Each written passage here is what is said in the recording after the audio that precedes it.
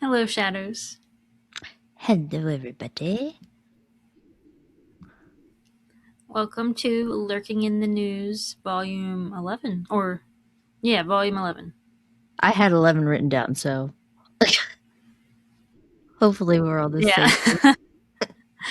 I have to think for a second. Yeah. Yeah, still going strong. Even though this one Yeah. was one we pulled out at the end, but we got her done. Yeah. This is a little bit of a last minute one. It's coming out a little later than what we normally do, but it's fine. Yeah. It's a shorter month. Yeah, and also we don't usually do late night recordings, so welcome to us. Right, yeah. Yeah. If you're watching on YouTube, excuse my appearance. It's late. Nice. Yeah. It's still late. It's late for me, okay? Like bed is soon, technically, for me.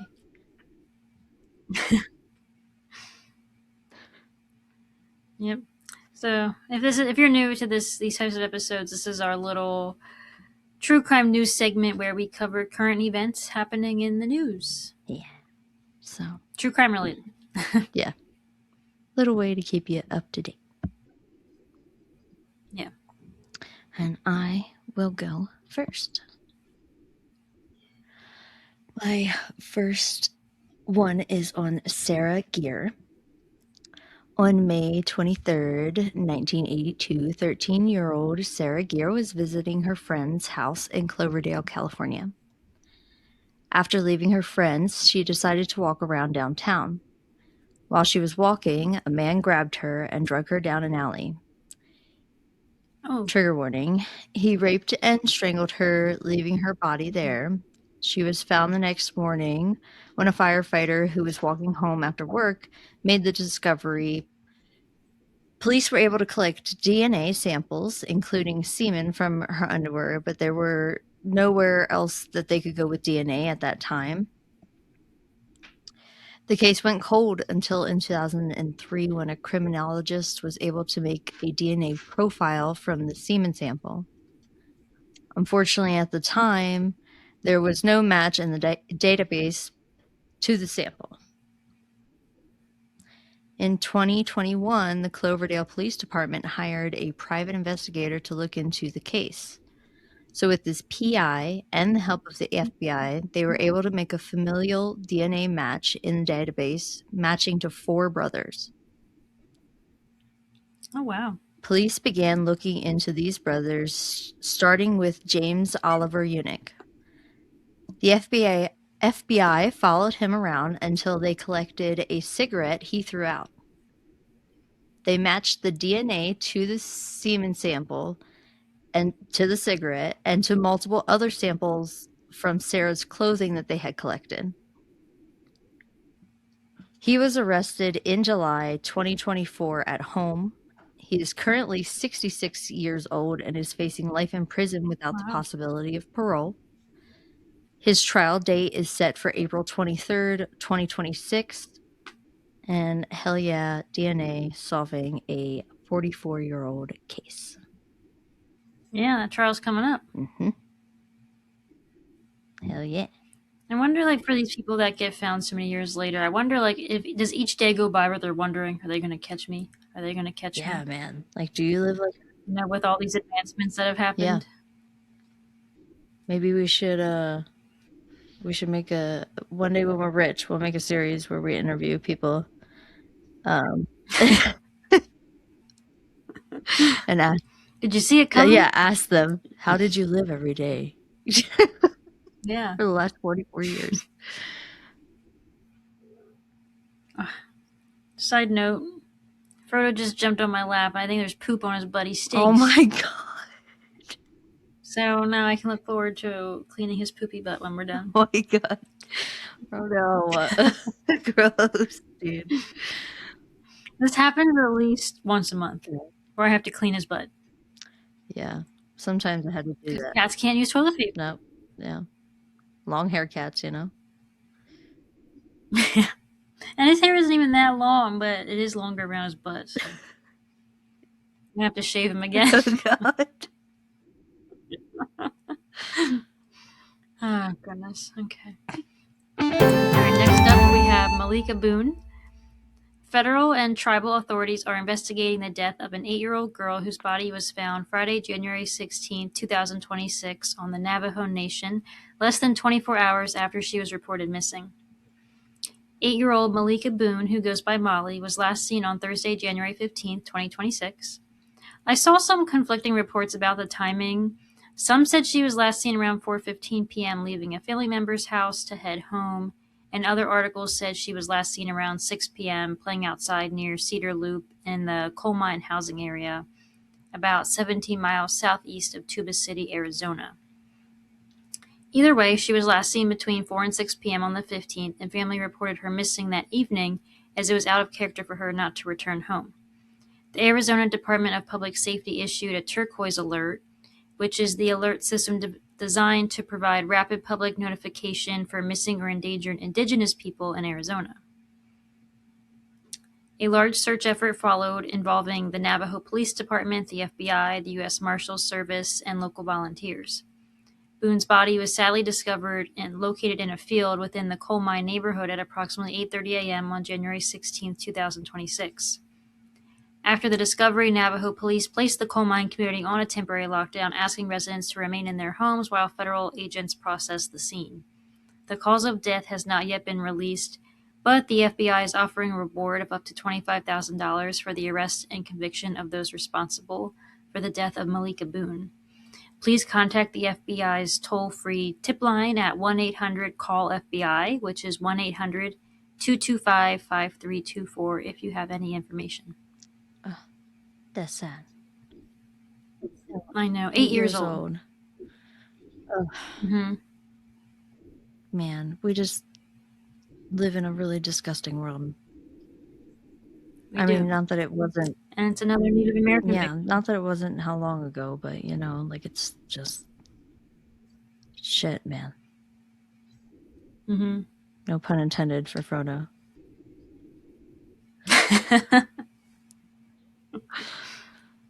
All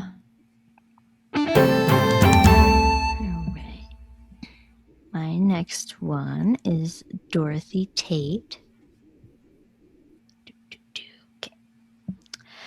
Just outside of San Simeon, California, 3 miles north, in Harris Castle in November of 1983, the body of Dorothea Tate was found. She went by the name Toby. She was 41 years old and was from Estes Park, Colorado. She was found in her van with a gunshot wound to the head. The San Luis Obispo County Sheriff's Office was working the case, and even though DNA profiling was very basic, they did a good job collecting evidence from the scene, including blood samples from the killer. They also discovered a camera was stolen from her car. It was years later when this camera was found in a pawn shop, but by this point it had several owners, so it was a dead end. Eventually, a male DNA profile was able to be developed from the evidence collected, but there were no matches in any of the DNA databases at the time. This case will basically go cold for nearly 40 years. In 2023, the San Luis Obispo Sheriff's Department decided to submit their samples to Othram in Woodland, Texas, which was talked about. We've talked about before. They were hoping to develop a more detailed profile, hoping, goodness gracious, hoping they could maybe get a familial match. This deeper dive into the DNA sample made a big discovery in the case. There were 2 men who committed this crime. A fingerprint taken from a soda can was positively identified as Charlie Sneed. The other man identified was named Stephen Richard Hardy. The San Luis Obispo Sheriff's Office announced their findings in this case, stating, quote, "Both Hardy and Sneed were residents of Texas at the time and are now deceased. No evidence suggests the involvement of any additional suspects. The evidence indicates the crime was likely committed during a burglary or theft, as property belonging to the victim was later pawned in California. End quote. Hmm. So, hell yeah to DNA again, but they were never really caught for their crimes and paid any time, unfortunately. Yeah. But glad that we had DNA to at least give us some answers. Yeah, it's something. We have to still give it a good hell yeah, because if we don't for those cases too, I mean, like, those matter too, even though the other people are dead, like, we still want to be solving the old case. Mm-hmm. Yeah, yeah. It still gives the families a little bit of closure. Yeah.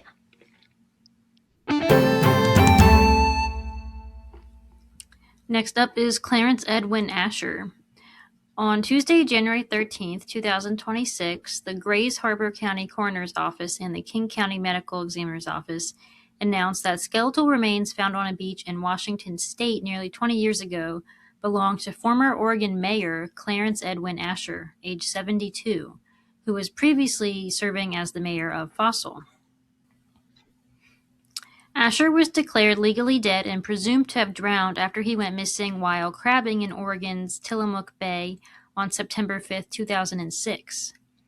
Skeletal remains were found on a beach in Tohola, a village on the Quinault Indian Reservation, in November of 2006, so not long after his crabbing adventure. Investigators were unable to identify the victim at the time, and they became known as Grays Harbor County John Doe. In 2025, the Grays Harbor County Coroner's Office and the King County Medical Examiner sent forensic evidence linked to the case to the private DNA laboratory Othram to see if they could help identify the victim. They said in a statement, quote, Othram scientists successfully developed a DNA extract from the provided evidence and then used forensic-grade genome sequencing to build a comprehensive DNA profile for the man. Othram's in-house forensic genetic genealogy team used the profile in a genetic genealogy search to develop new investigative leads that were returned to law enforcement, end quote. And we just found our DNA deep dive episode, so it was exciting to kind of read about how they identified him. And this is... so stick around for that episode coming out March 5th. Yeah. Authorities were able to collect a DNA sample from a family member to compare with the victim's DNA profile, and a positive identification was made. According to a 2006 obituary, Asher was born in Salem, Oregon, and raised in Astoria. He later moved to Fossil with his first wife, where he worked as a lineman technician for the Fossil Telephone Company until his retirement in 1995. In addition to his role as mayor, Asher was a volunteer local fireman and ambulance driver and served on the ambulance and museum boards. Both the coroner's office and Othram said that the identification of Asher marks the 43rd case in Washington state in which authorities identified a person through Othram's technology. Nice. Hell yeah.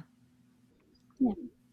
Hell yeah, DNA. Yeah, and Othram's doing some shit, man. Yeah. Lots of DNA in this episode. Yeah. Even my next case uses it. We didn't mean to. Like, this, like... Yeah. I think it's just there's a lot happening. A lot of recent cases like this, so... Oh yeah, that's awesome, because this is also a different kind of, like, DNA identifying, too, is, like, you know, identifying, I think, you know, an accident, probably, you know. Yeah, not necessarily a crime in this one. He probably, like, fell overboard or something. So, but we have an identity. I know it took a little while, but... Yeah. Yeah, hell yeah.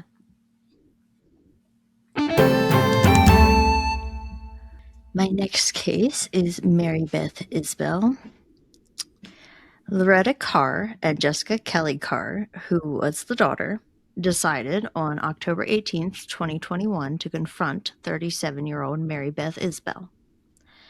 They went to Isbell's home, claiming they knew she was seeing Loretta's quote-unquote significant other. Both Jessica and Loretta attacked Mary Beth and drug her into a vehicle. There was evidence found at Mary Beth's house to back up these events. Later that night, they arrived at Wolf Creek Overlook. This is in Little River Canyon in Fort Payne, Alabama. This is where Loretta tied herself to the barrier at the overlook and then forced Mary Beth to stand on the outside of the barrier and then forced her off the edge of the cliff. What? Her body wasn't found until 2 years later from when she was reported missing in December of 2021. In a statement from prosecutor Summer Summerford said, quote, "This is an example of a senseless act destroying a family. A mother is left without a daughter, sisters are left without their siblings, and a son is left without his mother," end quote. In August Wow. 2025, Jessica Kelly pled guilty to murder and was sentenced to 40 years. And then on February 5th, 2026, Loretta Carr pled guilty to first-degree murder and kidnapping, and she received life in prison plus 20 years for the kidnapping. Ooh. All over that. Yep. Yeah, people, you need to think before you act, people. Yeah. Come on. You really want to spend the rest of your life in prison over something like that? They're messing with my man. Was there like actual proof that she was? I mean, it doesn't excuse what happened, but I don't know. I didn't see any like anything that reported like text messages or anything like that. mm-hmm. Yeah. Wow. People are People crazy. are freaking crazy. Pushing someone off a cliff? Literally push them off the cliff. Yeah. Wow. Yep. And then just lived 2 years until they were caught. Mm-hmm. Well, you get what you sow. Yep. You reap Yep, what you that's sow. right. All right, next up I have Lynn Vest and Jeremy Pickens. Authorities in Ohio announced that DNA evidence helped investigators solve a cold case investigation into the 1980 murders of Lynn Vest and her nephew Jeremy Pickens in Columbus, Ohio. On November 12, 1980, 23-year-old Lynn Vest and her 2.5-year-old nephew Jeremy Pickens left their home on Columbus's east side around 11 a.m. to run errands but never returned. Investigators discovered Vest had deposited 2 checks at the Ohio State Bank nearby and was seen at several locations, including a Save Mart and a Woolco discount store, where a clerk recalled her buying Jeremy a red fruit punch. Oh. I know. They were reported missing that afternoon by Vest's father, Don Hochuli, a Columbus police robbery detective.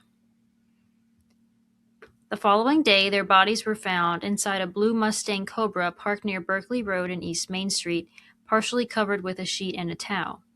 A coroner ruled Vest had been strangled and her nephew was suffocated. Ugh, that's disgusting. Ugh.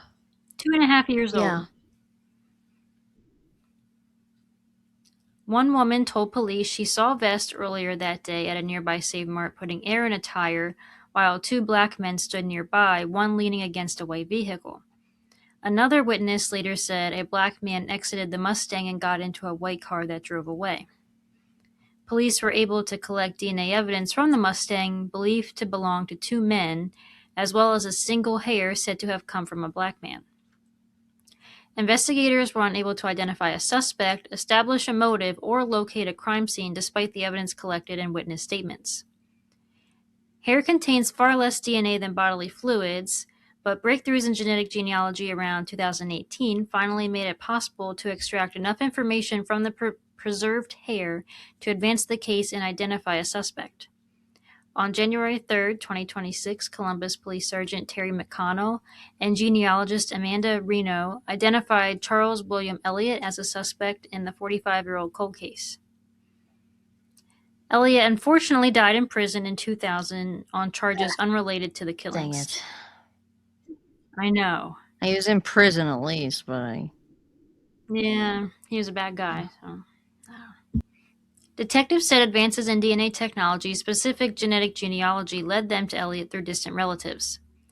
Elliott had a criminal history that included kidnapping and sexually assaulting a woman in Tennessee years before the Vest and Pickens murders. Jesus. So he's being shitty. Yeah. Pretty bad. Elliott was arrested in Kentucky for robbery just days after his 18th birthday. I know, so he started young. After serving time, he returned to Tennessee, where he abducted a woman from a shopping center, forced her to drive to a wooded area, and sexually assaulted her. Wow, this guy is a real piece of shit. Mm-hmm. Believing he had killed her, Elliot left the scene, but the woman survived and later identified him. Good for her. Hell yeah. He was convicted and sent back to prison. Good. But then he was sent to live with his sister in Columbus, Ohio, after he was released, and that's when he killed Pickens and Vest within weeks of his arrival to Ohio. Like, why were we letting this man out of prison? We need to just let them serve their entire time. You can't tell me he served his entire time that he was sentenced. Yes. He sexually assaulted 2 women. Like, come on. And tried to kill one of them. Why are you letting this man out of prison? Why is attempted murder or not? If by God, if these women can't actually get some fucking justice, how about attempted murder here? Right. Like, why was he released? Yeah, it's terrible. And after he killed Vest and Pickens, he went on to commit robberies after the murders. Of course he did. Like, he was never going to stop. He's never going to... Well, he's dead now, but he was never going to stop committing crime. So rest in distress, bitch. Yeah. I hope hell's... And wherever you are is... Hope it's nice and fiery for you. Hope it's doing all the terrible things you could think of. Mm-hmm. But I'm glad the family has closure and they now know who killed their loved ones. Yeah. So, hell yeah, DNA for that. Again. Yeah, hell yeah, DNA.